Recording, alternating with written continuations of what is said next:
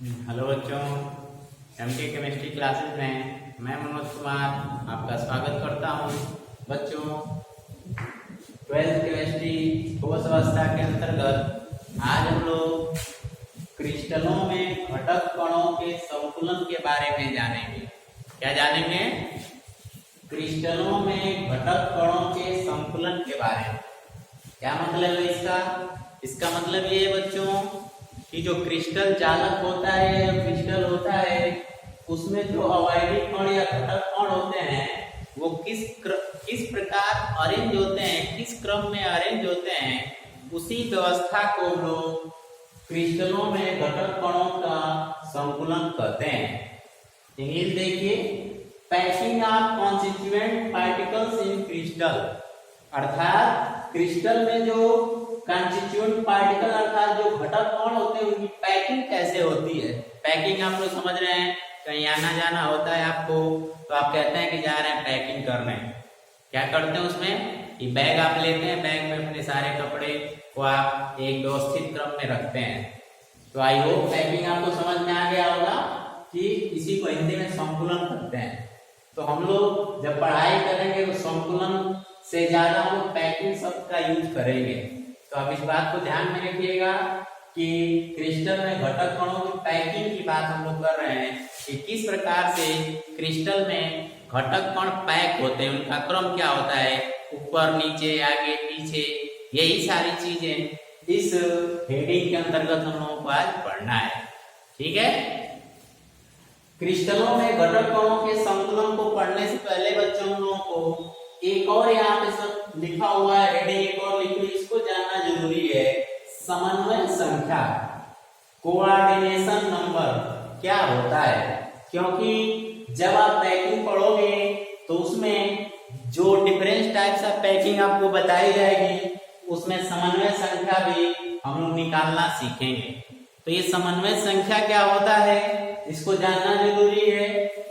Definition यहाँ पे लिखी गई है कि किसी क्रिस्टल में एक कण विशेष, कोई एक पर्टिकुलर कण पकड़ेंगे, क्योंकि क्रिस्टल में तो मैक्सिमम नंबर्स आप उसमें लाखों करोड़ों की संख्या में जो कण होते हैं वो पाए जाते हैं। तो उसमें से कोई एक कण पकड़ लिए के सीधे, ठीक है, के सीधे संपर्क में स्थित निकटतम पड़ोसी कण जो नियरेस्ट नेबर होते हैं उन्हीं की संख्या को हम लोग उस क्रिस्टल की समन्वय संख्या कहते हैं।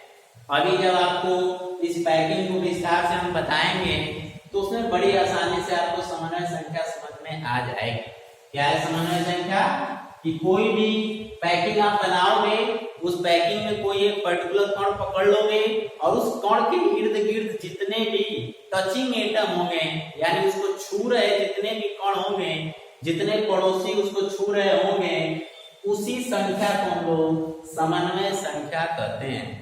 कोऑर्डिनेशन नंबर भी इसको बोलते हैं और इसको हम लोग नियरेस्ट नेबर भी बोलते हैं, यानी निकटतम पड़ोसी भी बोलते हैं।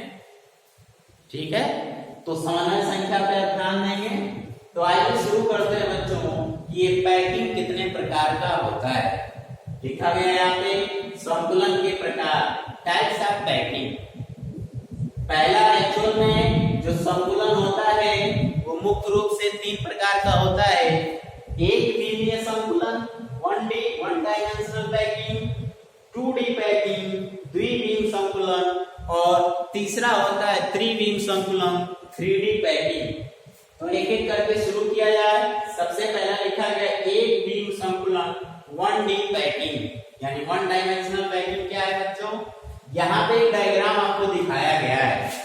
इस डायग्राम में अवयवी कणों को एक लाइन में, एक सीध में आप देख रहे हैं ऐसे बनाया गया है, या यूं कह सकते हैं कि सिर्फ एक ही अक्ष पे कणों को बनाया गया है। आप इसको एक्स अक्ष मान लीजिए या वाई अक्ष मान लीजिए, इसी पे सिर्फ कणों को बनाया गया है। न इसके ऊपर कण रखने हैं, न इसके ऊपर कण बनाने हैं, न इसके नीचे बनाने हैं। सिर्फ एक लाइन ऐसी चलती चली जा रही है। इसका एक हम उदाहरण दे सकते हैं कि जैसे मोतियों की एक माला हो, उस माला को तोड़ के और ऐसे सीधा कर दें हम लोग, तो ठीक है, एक कंडीशन हमको प्राप्त होगा।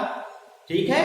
तो एक सिर्फ एक ही अक्ष पे जब अवयवी कण स्थित हो, अवयवी कणों की पैकिंग सिर्फ एक ही अक्ष पे हो, तो इस प्रकार की पैकिंग को हम एक बीम संकुलन या 1D पैकिंग कहते हैं। आइए जरा इस 1D पैकिंग की समन्वय संख्या निकालते हैं।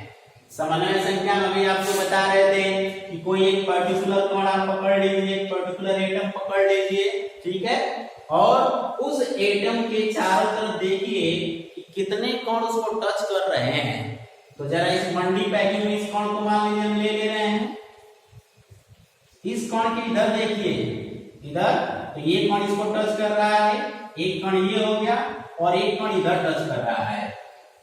तो इस पर्टिकुलर कण को दो पड़ोसी कण जो है टच कर रहे हैं, तो हम कह सकते हैं कि इस 1D पैकिंग की जो समन्वय संख्या कोऑर्डिनेशन नंबर वो कितना होगा, 1 2, कितना होगा, 2 होगा। तो परीक्षा में इस तरह से प्रश्न जो है बच्चों डायरेक्ट पूछे जाते हैं कि कोई पर्टिकुलर पैकिंग आपको दे दिया 1D पैकिंग 2D पैकिंग में कि कोऑर्डिनेशन नंबर यानी समन्वय संख्या बताइए, तो आप बड़ी आसानी से डायग्राम देख के या ऐसे उसको क्या कहते हैं याद कर सकते हैं आप कि 1D पैकिंग में कोऑर्डिनेशन नंबर क्या होता है। और चित्र के माध्यम से अब आपको कोऑर्डिनेशन संख्या भी शायद क्लियर हो गया होगा। एक और उदाहरण इसी में चेक कर लेते हैं। जैसे इस कण को पर्टिकुलर आप पकड़िए तो देखिए इधर एक कण, इधर एक कण, कोई किसमें से आप एक कण ले लीजिए, उसके पड़ोसी कण से कितने टचिंग एटम कितने हैं, उसको छूने वाले एटम कितने हैं, वही कोऑर्डिनेशन नंबर या समन्वय संख्या कहलाती है। तो इसको कोऑर्डिनेशन नंबर कहेंगे या इसको हम लोग नियरेस्ट नेबर भी बोलते हैं, है ना। नियरेस्ट नेबर मतलब निकटतम पड़ोसी। तो कोऑर्डिनेशन संख्या जैसे जैसे हम चीजों को पढ़ेंगे और क्लियर होता जाएगा। तो हमने पढ़ा एक बीमीय संकुलन जिसमें बताया गया कि जो अवयवी कण होते हैं सिर्फ एक ही अक्ष पे रहते हैं, या यूं कह सकते हैं कि सिर्फ एक ही लाइन में रहते हैं। मैंने मोतियों के माला का उदाहरण इसमें आपको बताया और कैसे इसका कोऑर्डिनेशन नंबर निकालते हैं, नियरेस्ट नेबर निकटतम पड़ोसी कैसे निकालते हैं वो भी आपको बताया गया। ठीक है, चलिए दूसरा शुरू करते हैं। द्विबीम संकुलन 2D 2 डायमेंशनल पैकिंग क्या होता है बच्चों, जैसा कि नाम से है द्विबीम संकुलन, इसमें जो पैकिंग होती है वो 2 अक्ष पे होती है। यहाँ पे सिर्फ एक अक्ष पे हो रही थी, इसमें जो पैकिंग होगी वो 2 अक्ष पे होगी। अर्थात एक अक्ष आपका ये मान लीजिए एक्स अक्ष हो गया और एक वाई अक्ष पे, या हम यूं कह सकते हैं कि इसमें जो पैकिंग होती है वो एक तल में होती है। कैसे होती है, एक तल में, मतलब एक कण ऐसे है, एक बॉल है, उस बॉल के ऊपर भी एक बॉल, फिर उसके ऊपर एक बॉल, फिर उसके ऊपर एक बॉल। तो इस तरीके से एक दूसरे एक के ऊपर एक ऐसे कण को रखते चलते चले जाए तो एक तल बन जाएगा। जैसे कहते हैं 5 तल का जो मकान है, अर्थात एक मकान नीचे एक मकान उसके ऊपर, ऐसे करके 5 मकान एक दूसरे के ऊपर आ गए। तो ठीक उसी प्रकार से जब कणों की पैकिंग एक तल में होती है, या कह सकते हैं कि 2 अक्ष पे होती है, एक्स अक्ष या और वाई अक्ष पे पैकिंग होती है, तो उसको हम लोग कहते हैं 2D पैकिंग। एक परिभाषा छोटी सी यहाँ पे लिखी गई है, ध्यान से आप देखिए इसको। जब समान आकार के ठोस एवं कठोर गोलों को, गोला क्यों लिया गया है, क्योंकि आप जानते हैं कि एटम जो होते हैं गोलाकार होते हैं, बार बार चीजें बताए जा रहे हैं आपको। गोलों को एक तल में संकुलित यानी एक तल में पैक किया जाता है, संकुलित किया जाता है, तो इस प्रकार की पैकिंग को द्विबीम संकुलन या 2D पैकिंग कहा जाता है। परिभाषा आपको समझ में आ गई होगी। चलिए आगे चलते हैं बच्चों। ये जो द्विबीम संकुलन होता है ये 2 प्रकार का होता है। ठीक है, मतलब ये हुआ कि ये जो एक तल में हम लोग यानी एक्स अक्ष और वाई अक्ष के उन कणों को रख रहे हैं, पैकिंग कर रहे हैं, वो हम 2 तरीके से कर सकते हैं, 2 तरीके से रख सकते हैं। इसीलिए 2D पैकिंग को 2 भागों में बांटा गया। कह सकते हैं 2D पैकिंग 2 प्रकार की होती है। वर्ग समृद्ध संकुलन 2D स्क्वायर पैकिंग, और दूसरा है 2D या कह सकते हैं द्विबीम खटकोणीय समृद्ध संकुलन 2D हेक्सागोनल पैकिंग। इसमें से एक एक को हम लोग विस्तार से पढ़ेंगे। सबसे पहले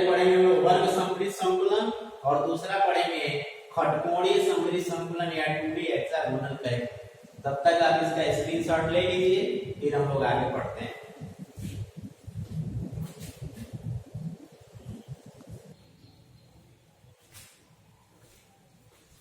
आपने स्क्रीनशॉट ले लिया होगा। आइए हम लोग अब द्विबीम संकुलन को विस्तार से पढ़ते हैं। अभी आपको बता रहे थे बच्चों कि जो 2D पैकिंग होती है द्विबीम संकुलन होता है, इसमें कणों को दो अक्षों पे सजाया जाता है या एक तल में सजाया जाता है। मतलब एक कण, जैसे एक बॉल आपने रखा, दूसरी बॉल उसके ऊपर, तीसरी बॉल उसके ऊपर, तो एक के ऊपर एक रखने से तल बन जाता है। और इस प्रकार के पैकिंग को हम लोग द्विबीम संकुलन या 2D पैकिंग करते हैं। अब कणों को रखने का दो तरीका होता है 2D पैकिंग में, यानी जो हम लोग कणों को एक दूसरे के ऊपर रखते हैं उसको रखने का दो तरीका होता है। और इसके आधार पर जो द्विबीम संकुलन होता है, जो 2D पैकिंग होती है, वो दो प्रकार की हो जाती है। पहला है वर्ग सममित संकुलन 2D स्क्वायर पैकिंग, और दूसरा है खटकोणीय सममित संकुलन 2D हेक्सागोनल पैकिंग। तो आइए इसमें से एक एक करके जानते हैं कि कब जो है वर्ग सममित संकुलन 2D पैकिंग जो है कब वर्ग सममित संकुलन होगा, यानी 2D स्क्वायर पैकिंग होगी, और कब 2D हेक्सागोनल पैकिंग होगी। तो आइए पहले डायग्राम को देखते हैं। ये देखिए, आपने मैं भी बता रहा था कि दो अक्ष पे रखने, ये मान लीजिए आप इसको, ये आपका x अक्ष है और ये आपका y अक्ष है। तो जब दो अक्ष पे कणों को सजाते हैं, रखते हैं, तो इसको हम लोग कहते हैं 2D पैक। और देखिए एक तल बन गया, 1 2 3 ऐसे कई 4, मतलब एक तल बन गया, एक के ऊपर एक।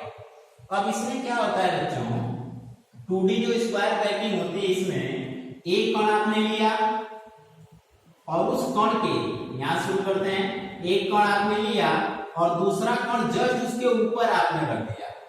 ठीक है, एक कण यानी एक बॉल आपने लिया और एक बॉल आपने जस्ट उसके ऊपर, फिर उसके ऊपर, यानी एक दूसरे के ऊपर, या यूं कह सकते हैं कि एक दूसरे के सामने जस्ट बॉल आप रखते जा रहे हैं। तो इस प्रकार की पैकिंग को 2D स्क्वायर पैकिंग कहा जाता है। एक देखिए डिफिनीशन लिखी गई यहाँ पे कि इस प्रकार के संकुलन में, इस प्रकार के पैकिंग में जो निकटस्थ कतारें, यानी एक रो बन जा रहा है, एक लाइन बन जा रही है, एक लाइन के ऊपर दूसरी लाइन, ठीक है, फिर उसके ऊपर तीसरी लाइन, फिर उसके ऊपर चौथी लाइन। तो लिखा है कि निकटस्थ कतारें होती हैं वो एक दूसरे के पास में, यानी एक दूसरे से जब सटे हुए ऊपर नीचे होती हैं। तो इस प्रकार की पैकिंग को 2D स्क्वायर पैकिंग कहा जाता है। इसको 2D स्क्वायर पैकिंग कहने का भी एक कारण होता है, आइए उसको भी जानते हैं। सबसे पहले बच्चों हम लोग इसके कोऑर्डिनेशन संख्या को निकालते हैं, फिर इसके बाद जानते हैं कि इसको 2D स्क्वायर पैकिंग क्यों कहा जाता है। रीजन इसका और भी होता है, कोई भी एक पर्टिकुलर जो है आप कण पकड़ लीजिए, चलो इसको हम ले लेते हैं, और इससे देखा जाए कि इसको टच करने वाले एटम कितने हैं, क्योंकि जितने इसको टच करने वाले एटम होंगे वह इसकी समन्वय संख्या होगी। तो आइए देखते हैं, एक ये इस कण को हम लोग लेके चल रहे हैं, तो एक कण जो ये इसको टच कर रहा है, एक ये दूसरा इसको टच कर रहा है, ये तीसरा इसको टच कर रहा है, और ये चौथा इसको टच कर रहा है। तो कुल कितने एटम इसको टच कर रहे हैं बच्चों, फिर से एक बार ध्यान से देखिए। ये हमने एक कण पकड़ के चला, इसको टच करने वाला एक एटम ये है, एक दूसरा ये है, तीसरा ये है, चौथा ये है। तो कुल कितने एटम टच कर रहे हैं, 4। तो इसकी कोऑर्डिनेशन संख्या, कोऑर्डिनेशन नंबर कितना आ गया बच्चों, 4। 2D स्क्वायर पैकिंग की कोऑर्डिनेशन संख्या कितनी हो गई, 4, या इसको नियरेस्ट नेबर भी बोलते हैं। निकटतम पड़ोसी से कितने हो गए, 4। अब आप क्या करिए कि जितने इसके निकटतम पड़ोसी हैं उनके केंद्रों को आपस में मिला दीजिए। ठीक है, 1 2 3 4 कोऑर्डिनेशन संख्या हमको बता रहा है। तो इन चारों के केंद्रों को आप मिला दीजिए आपस में, ऐसे।